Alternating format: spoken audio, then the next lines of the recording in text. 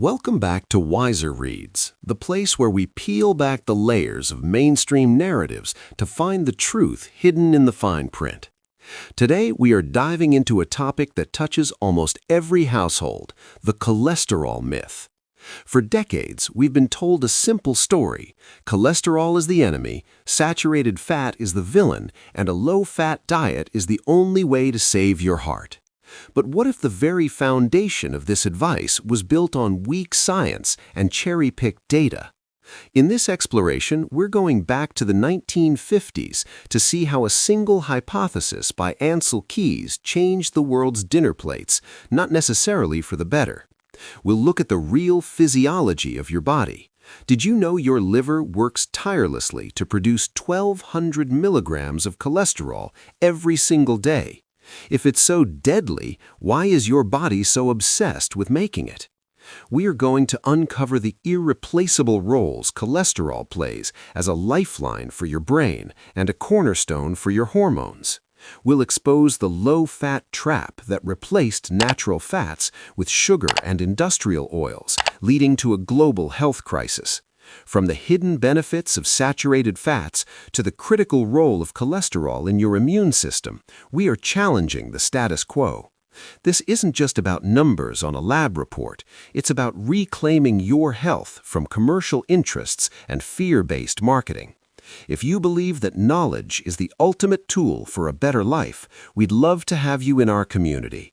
Please join the WiserReads family by hitting that subscribe button. Your support helps us keep the lights on and the truth flowing. Let's dive into the roadmap for a healthier, wiser you. The cholesterol myth. The cholesterol myth challenges the long-standing medical dogma that cholesterol is the primary cause of heart disease. The book argues that our modern fear of this vital molecule is the result of weak science, specifically the 1950s work of Ancel Keys, who used selective data to link saturated fats to heart attacks while ignoring conflicting evidence. The core of the book explores the essential physiology of cholesterol. Far from being a poison, cholesterol is a fundamental building block of life.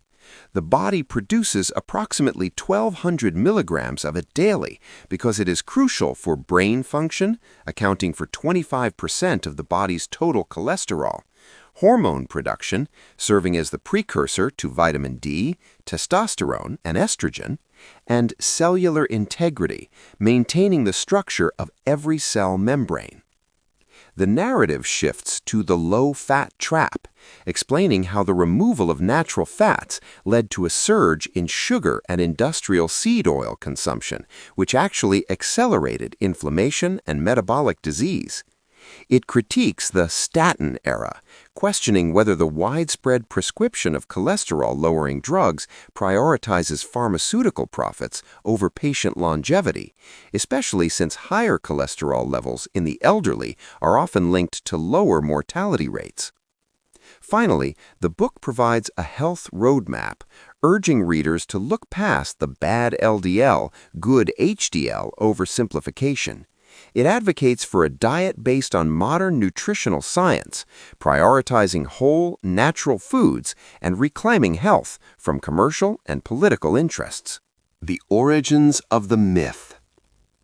The modern war on fat didn't start with a scientific consensus, but with a single, flawed study that changed the course of nutritional history. This chapter pulls back the curtain on the 7-country study led by physiologist Ancel Keys in the 1950s. Keys proposed the diet-heart hypothesis, suggesting a direct link between saturated fat consumption and coronary heart disease. However, the behind-the-scenes reality was far more complicated. Critics argued that Keys used selective data, often referred to as cherry-picking, to prove his point. While he presented data from 7 countries that showed a perfect upward curve of heart disease as fat intake rose, he allegedly ignored data from 15 other countries that contradicted his theory. For instance, populations in France and Norway consumed high amounts of fat, yet had low rates of heart disease, a phenomenon that didn't fit Keys' narrative. The chapter explores how Keys' forceful personality and political savvy allowed his hypothesis to bypass rigorous scrutiny. By the late 1970s, his ideas were adopted by the McGovern Committee, forming the basis of the first dietary goals for the United States. This institutionalization of the low-fat message occurred before it was ever clinically proven. Ultimately, this section reveals how a weak scientific foundation became the gold standard of health advice. It explains that the demonization of cholesterol wasn't an inevitable discovery, but a historical pivot fueled by incomplete data and the desire for a simple solution to a complex medical problem. The real physiology. This chapter shifts the focus from external fears to internal reality, posing a fundamental question. If cholesterol is a deadly substance, why does the human body expend so much energy producing it? The physiological truth is that cholesterol is so vital that the body does not leave its supply to chance. While we often obsess over what we eat, roughly 75% to 80% of the cholesterol in your blood is produced endogenously, primarily by your liver. On average, the body creates about 1,200 milligrams of cholesterol every single day. This is roughly equivalent to the amount found in 4 large egg yolks. The reason for this massive internal production lies in the sheer volume of biological tasks cholesterol must perform. It is a critical structural component of cell membranes, providing the necessary fluidity and stability for cells to communicate. Without it, your cells would literally collapse. Furthermore, cholesterol acts as the mother molecule for bile acids, essential for digesting and absorbing fats. Vitamin D, synthesized from cholesterol in the skin upon sun exposure, and steroid hormones, including cortisol, estrogen, and testosterone. The chapter explains that when you eat less cholesterol, your liver simply ramps up production to compensate, and when you eat more, your liver slows down. This homeostatic balance proves that the body views cholesterol not as a toxin, but as a non-negotiable raw material for survival. By understanding this internal factory, we begin to see that high cholesterol isn't necessarily a sign of a broken body, but often a sign of a body trying to meet a specific biological demand. Irreplaceable roles. Cholesterol as the lifeline for brain health and hormones. This chapter explores why cholesterol is the most misunderstood molecule in human biology, specifically regarding its role as a lifeline for the brain and the endocrine system. While it is often portrayed as a cardiovascular villain, cholesterol is actually the foundation of our cognitive and reproductive health. The human brain is the most cholesterol-rich organ in the body. Despite making up only 2% of total body weight, it contains roughly 25% of the body's total cholesterol. It is a primary component of the myelin sheath, the fatty insulation that wraps around nerve fibers. Without this insulation, electrical signals between neurons would slow down or fail, leading to memory loss and cognitive decline. Research suggests that cholesterol is so vital to the brain that it produces its own supply, independent of the rest of the body, to ensure that neurotransmitters can function correctly. Equally critical is cholesterol's role as the mother hormone. Every steroid hormone in the human body is synthesized from a base of cholesterol. This includes sex hormones, testosterone, estrogen, and progesterone, which regulate reproduction, mood, and muscle mass, stress hormones, cortisol, which helps the body respond to danger and manage inflammation, and mineralocorticoids, such as aldosterone, which regulates blood pressure and salt balance. The chapter argues that by aggressively lowering cholesterol through diet or drugs, we risk starving the brain of its essential insulation and the body of its hormonal building blocks. It concludes that maintaining healthy cholesterol levels isn't just about the heart, it's about preserving the very essence of our mental clarity and hormonal vitality. Immunity and cholesterol, the unsung hero in fighting infection and inflammation. This chapter introduces a side of cholesterol rarely mentioned in doctors' offices, its role as a guardian of the immune system. Far from being a passive fatty substance that simply clogs pipes, cholesterol is an active participant in the body's defense against pathogens and injury. A fascinating body of evidence shows that cholesterol, specifically LDL or low-density lipoprotein, acts as a molecular sponge for bacterial toxins. When bacteria enter the bloodstream, they release toxic byproducts called endotoxins. LDL particles can bind to and neutralize these toxins, preventing them from triggering a systemic inflammatory response or sepsis. The chapter highlights several key ways cholesterol supports our defenses. Antimicrobial activity. High levels of cholesterol are often associated with a lower risk of respiratory infections and gastrointestinal diseases. Tissue repair. When cells are damaged by infection or physical injury, they require massive amounts of cholesterol to rebuild their membranes. The body often shunts cholesterol to sites of inflammation, specifically to facilitate this healing. Immune cell signaling.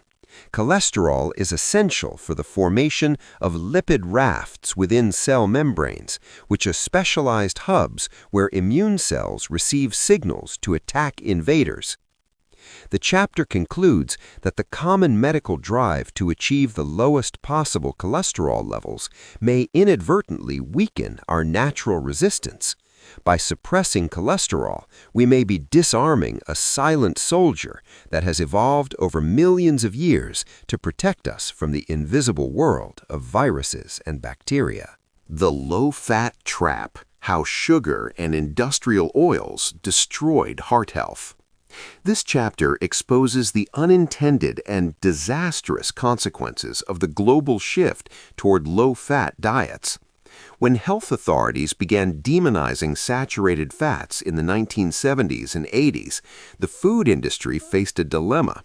Removing fat also removed the flavor. To make heart-healthy processed foods palatable, they turned to two dangerous substitutes: refined sugars and industrial seed oils.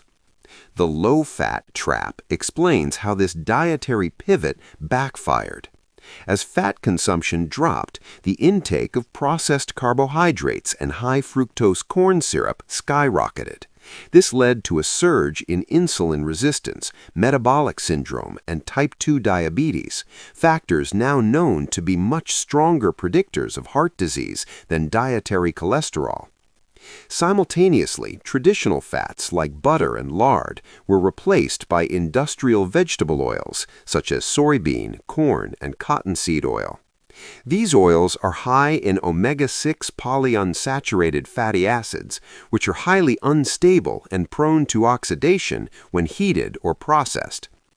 The chapter details how these oxidized oils integrate into our cell membranes and LDL particles, causing the very arterial inflammation that the low-fat movement was supposed to prevent.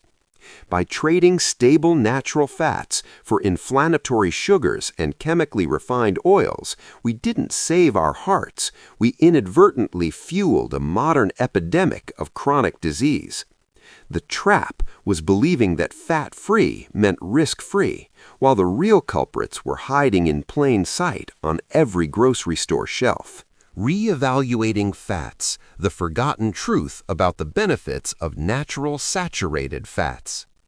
This chapter aims to rehabilitate the reputation of saturated fats, which were unfairly labeled as cloggers of arteries during the height of the low-fat craze. By looking at traditional diets and modern biochemistry, the book argues that natural saturated fats found in foods like butter, coconut oil, and grass-fed meats are not only harmless but essential for human health. The primary strength of saturated fats lies in their chemical stability.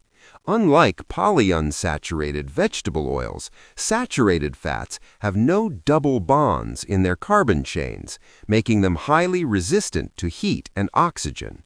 This means they do not turn rancid or create toxic free radicals when cooked, protecting our bodies from the oxidative stress that leads to arterial damage.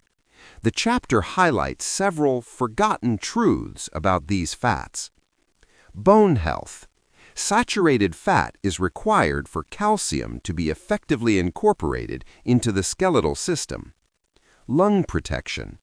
The delicate lining of the lungs is made of surfactant, a substance composed almost entirely of saturated fatty acids.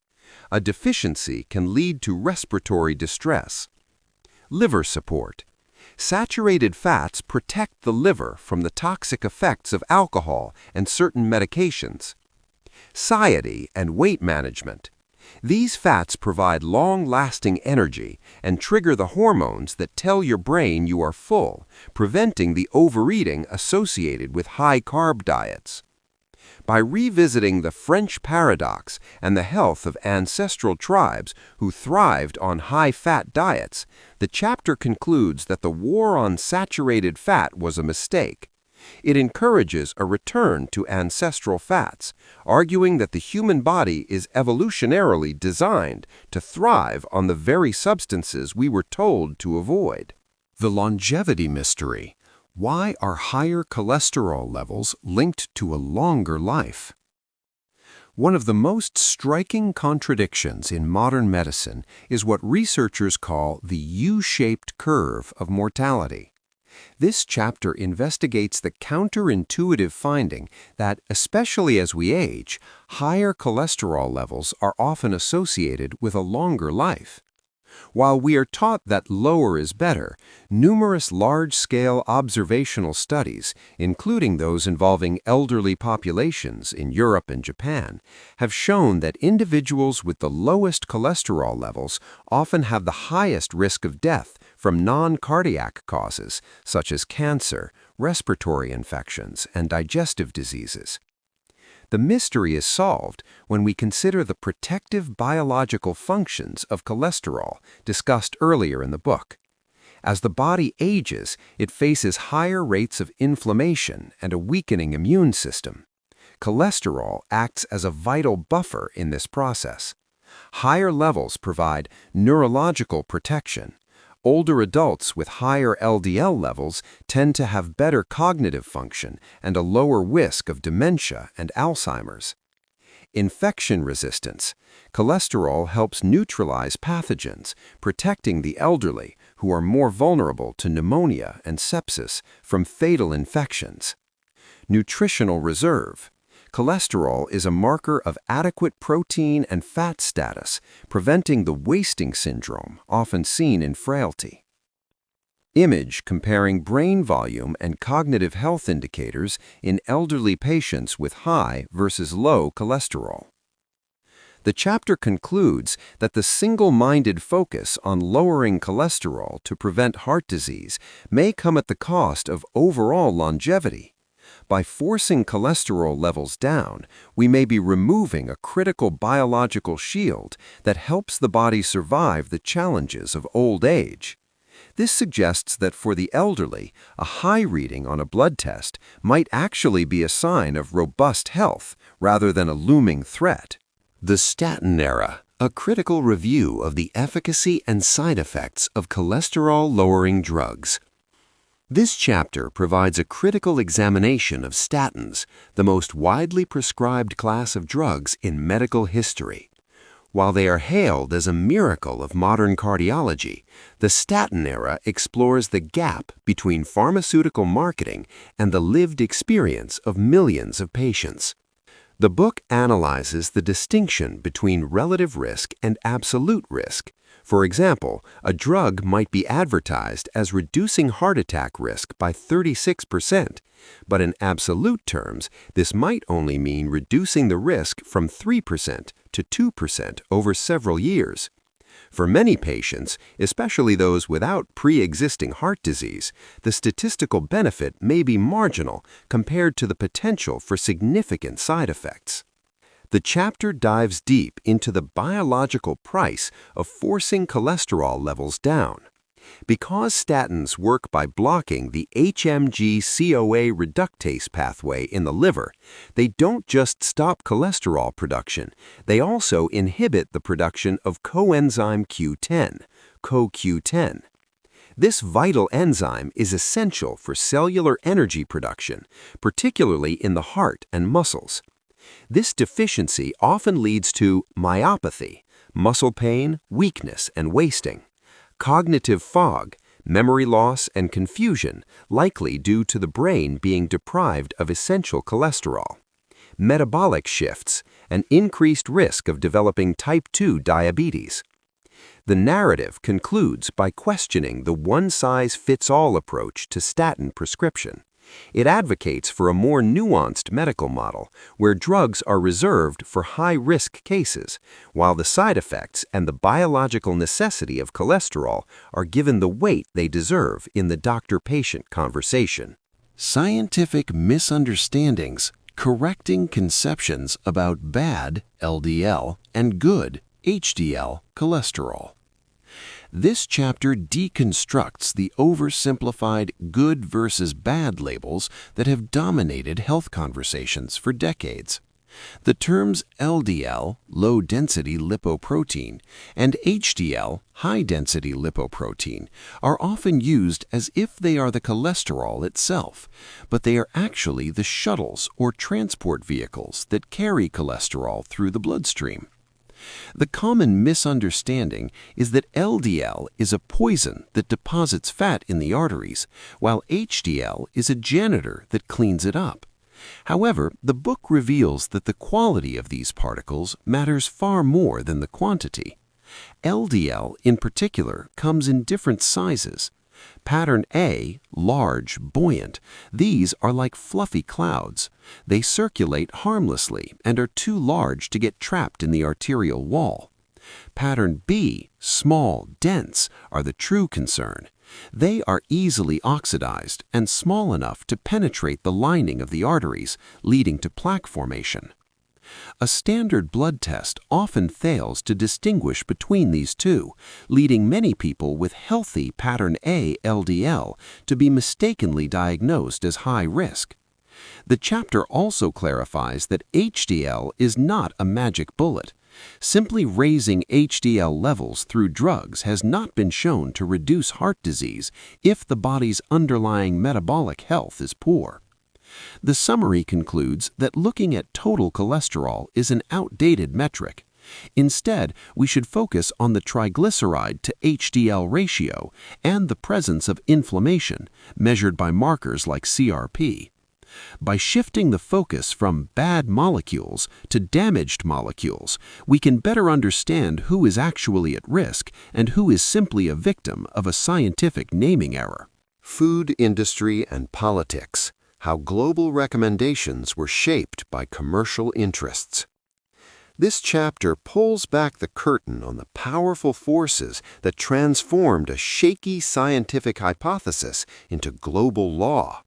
It argues that the war on cholesterol was not just a medical misunderstanding, but a masterpiece of industrial lobbying and political expediency. The story centers on the 1977 McGovern Report, where the U.S. Senate Select Committee on Nutrition and Human Needs issued the first national dietary goals. Despite warnings from top scientists that the low-fat evidence was not yet proven, politicians felt pressure to act against the rising tide of heart disease. The result was a set of guidelines that encouraged the entire population to replace animal fats with carbohydrates and vegetable oils. The chapter explores how the food industry capitalized on this shift. Food giants quickly realized that low-fat products were highly profitable. They could replace expensive dairy and meat fats with cheap government-subsidized corn, soy, and sugar. This created a powerful revolving door between regulatory agencies and food corporations. Research funding began to flow disproportionately towards studies that favored processed grains and seed oils, while studies exonerating saturated fats were often suppressed or ignored. Furthermore, the pharmaceutical industry found a goldmine in the cholesterol-lowering narrative. By influencing the committees that set healthy cholesterol thresholds, industry-linked experts lowered the normal range over time, turning millions of healthy people into lifelong patients overnight. This chapter concludes that our global dietary recommendations were built on a foundation of commercial interests, where the health of the economy was often prioritized over the health of the individual. The Health Roadmap: How to Choose Your Diet Based on Modern Science, Not Fear. The final chapter of the book moves from critique to action, providing a practical health roadmap for those ready to reclaim their vitality. It argues that the key to heart health isn't found in a laboratory-made pill or a low-fat box, but in returning to biological common sense and modern metabolic science. The roadmap prioritizes metabolic flexibility over caloric restriction. Rather than obsessing over total cholesterol numbers, the book teaches readers to monitor their triglyceride to HDL ratio and their fasting insulin levels. These markers are far more accurate predictors of cardiovascular health because they reflect how the body processes energy. The nutritional strategy is simple: eat whole, single-ingredient foods. The roadmap advocates for eliminating industrial seed oils, replacing soybean and canola oils with stable fats like butter, tallow, and extra virgin olive oil, reducing refined carbohydrates, slashing the sugar intake that triggers the inflammation and small, dense LDL discussed in earlier chapters, and prioritizing nutrient density, embracing high-quality proteins and natural fats that provide the building blocks for brain health and hormones. The chapter concludes by empowering the reader to be their own health advocate. It encourages informed consent when discussing medications with doctors and emphasizes that lifestyle is the ultimate medicine. By replacing fear with scientific literacy, you can move away from restrictive, joyless dieting and toward a sustainable way of eating that supports your body's natural physiology. The goal isn't just to lower a number on a test, it's to build a body that is resilient, sharp, and built for longevity. Conclusion: Taking back your health. As we close the pages of The Cholesterol Myth, we're left with a powerful realization. Health is not a number on a lab report, and you are not a victim of your biology. We've traveled from the flawed 7-countries study of the 1950s to the modern understanding of cholesterol as a vital protector of our brains, hormones, and immune systems. Listening to this journey teaches us that the low-fat era was more than just a dietary trend. It was a massive, unintended experiment that replaced stable natural fats with inflammatory sugars and industrial oils. We've seen that the very substance we were taught to fear is actually the silent soldier fighting our infections and the insulation keeping our cognitive fires burning as we age. The roadmap forward is clear. It is a return to real food, a rejection of fear-based marketing, and a commitment to understanding the quality of our metabolic health rather than just the quantity of our cholesterol. By choosing science over dogma, we reclaim the power to live longer, sharper, and more vibrant lives. Thank you for spending this time with us at WiserReads.